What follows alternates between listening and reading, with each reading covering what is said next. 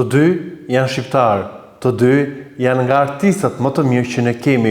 të dy kanë provuar të jenë në The Voice për në dy dimensione të ndryshme, e nëse Rita Ora ka qenë në The Voice si antare jurie, kurse Ylli Mani e ka provuar The Voice of Albania së kohë si konkurent, por ja ku jemi sot, rrugët që i bashkohen në një projekt muzikor që do të publikohet me datën 7 nëntor. E dëgjoni mirë, me datën 7 nëntor mund të dalë apo do dalë bashkëpunimi i parë midis Rita Orës, e cila tani më është një yll global, një nga artistet me preardhje nga Shqipëria që gjithmonë e ka lobuar dhe ka punuar për emrin e Shqipërisë dhe të Kosovës, edhe një nga ana tjetër është Ylli Mani, një nga artistët më të mirë, me vokalin më të mirë që ne kemi dhe një nga artistët që bën vetëm art, nuk bën skandale, që i përkushtohet muzikës, i përkushtohet teksteve, i përkushtohet fabuleve, i përkushtohet që të vi sa herë më shumë, më i përmirësuar në atë çka bën për audiencën e tij. E sot këto dy pole që ndoshta mund të duken si të kundërta janë bashkuar për një qëllim të vetëm, që të bëjnë një nga bashkëpunimet që mendoj se do të jetë më i suksesshëm, një nga bashkëpunimet që padyshim do ta çojë Ylli Manin aty ku ai meriton të jetë. Përpos këtyre eksperiencave të fundit që i ka pasur kohët e fundit, e kemi parë shumë të impenjuar ta shikojmë në për koncerte madhështore, por nga ana tjetër, edhe një tjetër dimension që jo shumë artistë kanë. Ai është shkoputur nga realiteti i trojve shqiptare dhe përmerr frymëzim për këngët e fundit, siç ishte ajo me Tajnën apo edhe dy këngët Prita edhe Larg, në një lloj frymëzimi të një melodie edhe të një lloj, le të themi, narrative spanjolle, ku ka regjistruar dhe videoklipet në vende shumë misterioze dhe shumë unike të Spanjës, e tani më do të vi në këtë bashkëpunim me Rita Orën, ku data, siç e tregova, data 7, do të kemi këtë surprizën e madhe që fillimisht publiku u ngacmua me një follow në rrjetet sociale, pastaj me një foto të bisedës në Instagram që Rita kishte me Yllin, por njëja atyre ka ndodhur vite më parë, ku ajo që i bashkoi, le të themi, këta dy artistë është presidentja e Kosovës Vjosa Osmani, një nga organizimet u bë bashkë Rita Ora dhe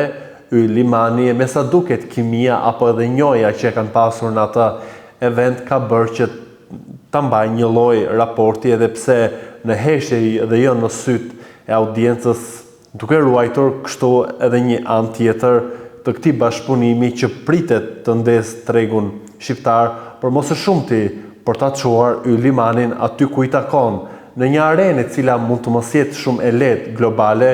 por në një arenë ku talenti vlerësohet dhe padyshim do të jemi të gjithë aty për të mbështetur dhe për krahur Yllin në këtë rrugtim të ri që ka nisur. E kam thënë shpeshherë që Ylli ka të gjitha cepat për të qenë një nga artistët më të mirë global dhe padyshim që i urojmë më të mirat dhe do të jemi mbështetës për të në çdo hap që do të bëj, dhe auguri i një dhurate prag fundviti është ky me Rita Orën, një nga artistet më në zë, një nga artistet me një stil unik të veçantë dhe shumë adrenalinë ato që ajo bën, por edhe punën e saj si antare jurie në për The Voice, edhe është ky ndoshta një tjetër element që i bashkon këta të dy, një zë për një qëllim të bukur, për një motiv të bukur, për të bërë bashkë dy artistë që janë në drejtime të ndryshme në karrierën e tyre. Rita një yll ndërkombëtar, e Ylli nga ana tjetër një nga artistët më të mirë që ka tregu i Shqipërisë, që pa diskutim është i konkurrueshëm edhe me ata global, por ndoshta fati i atyre që lindi në vende të vogla është që nuk depërtojnë aq kollaj dhe aq lehtë, por të mos harrojmë se si Tajna me si ai u bë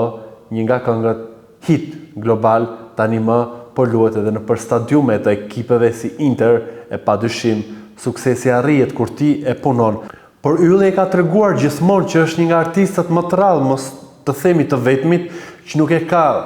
përshtjelluar apo nuk e ka luajtur karrierën e tij me skandale, nuk kam parë kurse si një lajm negativ apo një lajm dashakeqës apo që dhe ylli të fusi jetën e tij personale në ato publike, pra ka mbetur një nga ata artistët e rratë që nuk ka pasur konflikte, nuk ka pasur intriga, nuk ka pasur kunja, ka mbetur artist. E të jesh artist në një vend si ky joni ku më së shumti konsumohet një lloj muzike komerciale, ylli ja ka dalë që të jetë unik dhe siç e tregova që ka marrë frymëzim në një lloj arene shumë larg Shqipërisë dhe kjo padyshim e bën atë një artist me vlerë dhe një artist me peshë dhe një artist që padyshim do të ketë suksesin e tij ndërkombëtar kur punohet shumë, punohet me shpirt, punohet me disiplinë, siç edhe Noizi ka thënë që unë ndoshta mund të mos jem artisti më i mirë, por kam disiplinën më të fortë. Edhe ylli ka treguar që ka dhe një ekip që i qëndron pranë, ka dhe një ekip super të mirë në krye Bonartin që është aty duke